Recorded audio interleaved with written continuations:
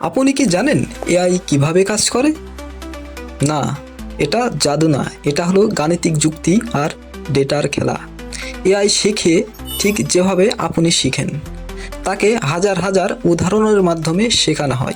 সে উদাহরণ দেখে শেখে কোন জিনিসটা কি।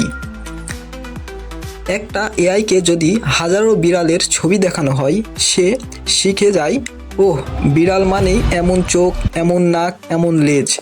এরপর সে নিজেই চিনে নিতে পারে, হ্যাঁ, এটা একটা বিড়াল।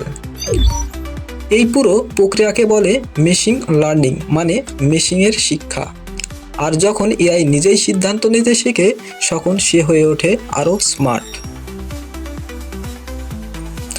তো এআই মানে জাদু না, এটা হলো ডেটা ও অ্যালগোরিদম ও প্রচুর শিক্ষণীয় খেলা, বিজ্ঞানী শক্তি।